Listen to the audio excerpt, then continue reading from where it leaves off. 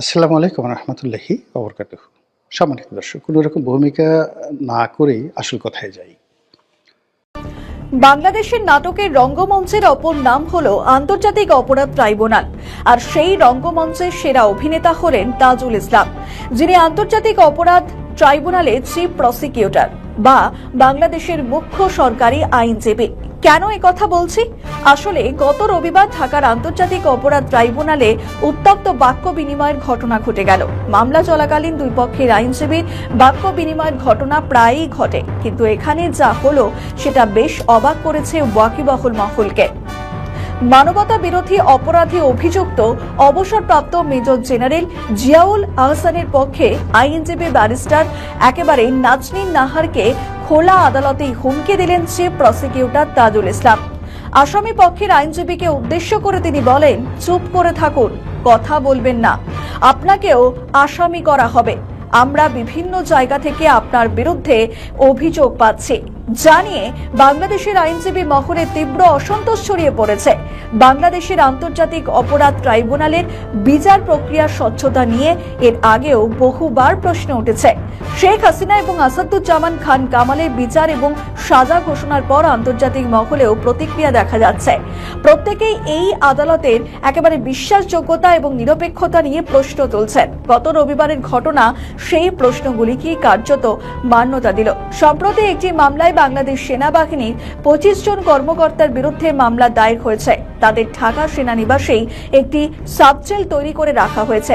তাদেরই একজন অবসরপ্রাপ্ত মেজর জেনারেল জিয়াউল আহসান।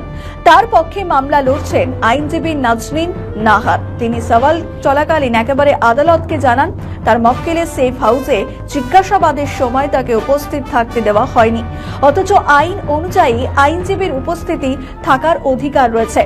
তিনি আরো অভিযোগ করেন যে আমাকে কোনো নোটিশ দেওয়া হয়নি, ভিতরে ঢুকতেও দেওয়া হয়নি।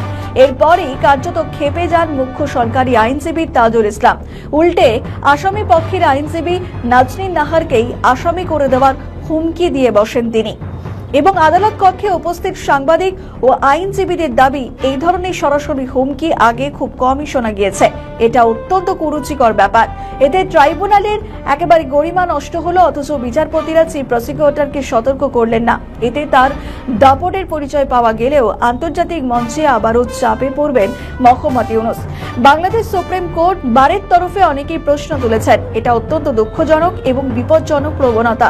প্রধান কৌঁসুলি নিজেই যদি খোলা আদালতের ডিফেন্সের আইনজীবীকে আসামি একেবারে বানানোর হুমকি দেয়, তাহলে আসামিদের ন্যায় বিচার পাওয়ার অধিকার কিভাবে সুরক্ষিত থাকবে? ভারতীয় গণমাধ্যম এবং আন্তর্জাতিক অপরাধ মানবাধিকার সংস্থাগুলি এমনকি জাতিসংঘই একই দাবি তুলছে, কিন্তু তাজুল ইসলাম আছেন তার জায়গাতেই। ফলে আইসিটির কার্যক্রমে ক্রমাগত সমালোচনার মুখে পড়ছে। ভাবখানা এমন, তিনি এবং সরকারের পক্ষ থেকে যারা মামলায় একেবারে অংশগ্রহণ করছেন তারা ছাড়া আর কেউ সত্যি কথা বলেন না। শেখ হাসিনার পক্ষে রাষ্ট্রনিযুক্ত আইনজীবী আমির হোসেনের ভূমিকা নিয়েও প্রশ্ন উঠেছিল। তিনিও সামান্য কিছু যুক্তি ছাড়া আদালতে আর কিছু করেননি। এমনকি আদালত কক্ষের ভিতর তার একটি কথোপকথনের ভিডিও ভাইরালও হয়ে গিয়েছিল। আবার রায় বেরোনোর পর একেবারে তিনি হেসে হেসে নিজের কষ্ট প্রকাশ করার ভিডিও সমাজ মাধ্যমে ভাইরাল করেন। আওয়ামী লীগ প্রথম থেকেই দাবি করছে যে সাবেক প্রধানমন্ত্রী শেখ হাসিনার পক্ষে তার আইনজীবী নিযুক্ত করতে চেয়েছিলেন, কিন্তু ক্রমাগত হুমকি এবং নানা আইনের বেড়াজালে তাদের ফাঁসিয়ে আইনজীবীদের মামলা থেকে দূরে সরিয়ে রাখা হয়েছে। এবার অবশ্য শেখ হাসিনার বিরুদ্ধে দায়ের হওয়া গুম খুনের অভিযোগ দায়ের হওয়া দুটি মামলায় তার আইনজীবী হিসাবে লড়াই করার সিদ্ধান্ত নিয়েছেন বাংলাদেশের স্বনামধন্য আইনজীবী জেরাই খান পান্না। তিনি নিজেই এই ব্যাপারে বাংলাদেশ আন্তর্জাতিক অপরাধ ট্রাইব্যুনালের কাছে একেবারে আর্জি জানালে তা মঞ্জুর করেছেন বিচারপতি। ফলে এই আইনজীবীকে নিয়ে বাংলাদেশের নতুন করে আলোচনা শুরু হয়েছে। তাকেও কি অপদস্থ করবেন প্রবল প্রতাপশালী তাজুল ইসলাম?